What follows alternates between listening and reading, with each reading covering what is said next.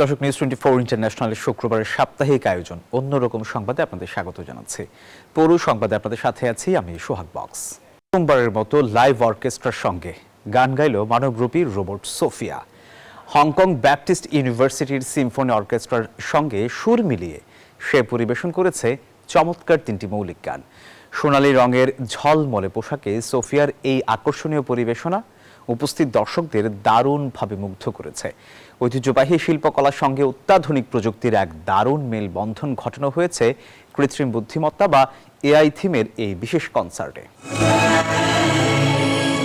জীবন্ত চেহারার কারণে রোবট সোফিয়া আগে থেকেই বেশ জনপ্রিয়, তবে এবারই প্রথম লাইভ মঞ্চে অর্কেস্ট্রার সঙ্গে গান গেয়ে সবাইকে চমকে দিয়েছে সে।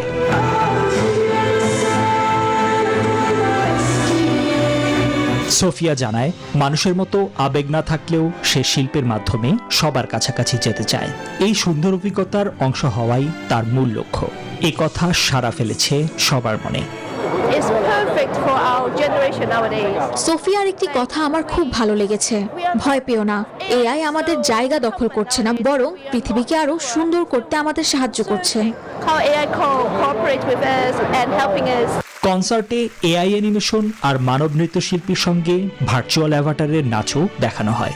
আয়োজকরা বলছেন, এটি মূলত পুরনো ঐতিহ্য আর নতুন প্রযুক্তির এক চমৎকার মিলন। নিবির আমিন, নিউজ 24। ক্যালিফোর্নিয়ার সান ফ্রান্সিসকোতে পিআর 39 এলাকায় বিরল এক অতিথিকে দেখতে ভিড় জমাচ্ছেন দর্শনার্থীরা। স্থানীয়রা আদর করে এর নাম দিয়েছেন চঙ্কার্স। এটি মূলত একটি স্ট্রেলার সি লায়ন বা সামুদ্রিক সিংহ।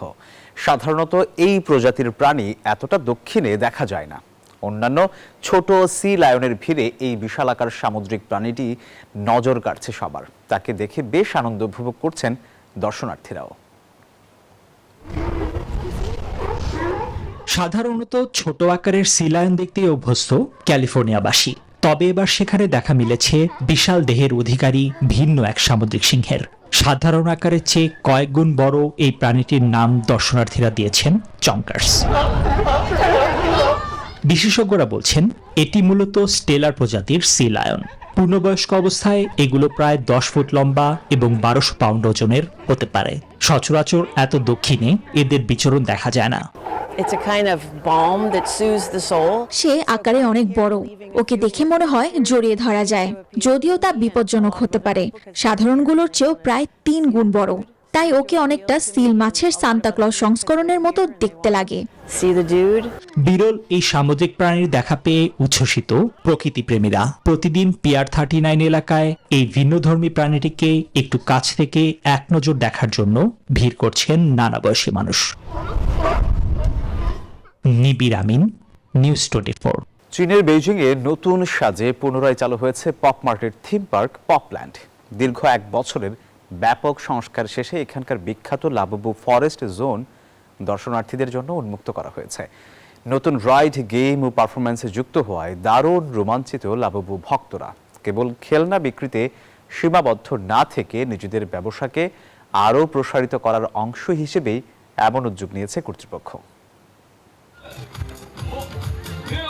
ব্লাইন্ড বক্স খ্যাত হংকং ভিত্তিক খেলনা নির্মাতা প্রতিষ্ঠান পপ মার্টের থিম পার্কে এখন সাজ সব। 1 বছর আধুনিকায়নের পর বৃহস্পতিবার দর্শনার্থীদের পদচারণায় মুখর হয়ে ওঠে বেইজিংয়ের পপল্যান্ড।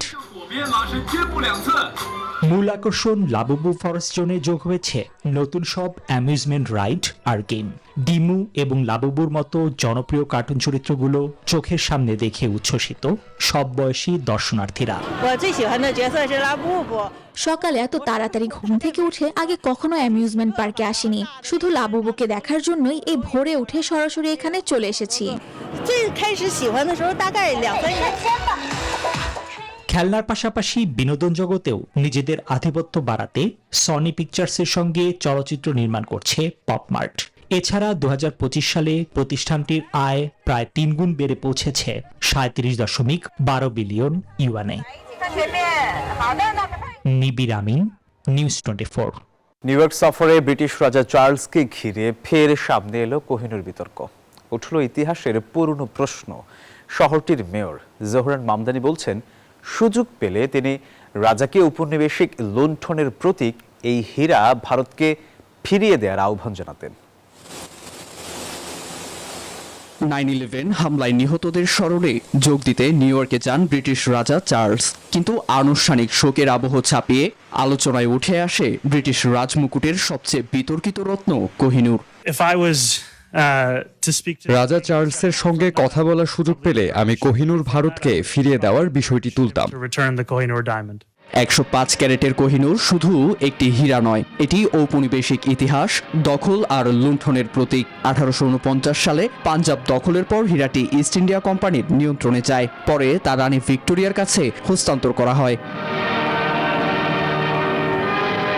মুঘল দরবার, পারস্য, আফগান শাসক ও শিখ সাম্রাজ্যের হাত ঘুরে শেষ পর্যন্ত ব্রিটিশ রাজমুকুটে স্থান পায় কোহিনূর। ভারত বহুবার ফেরত দাবি তুললেও ব্রিটেন সেই আহ্বান প্রত্যাখ্যান করেছে।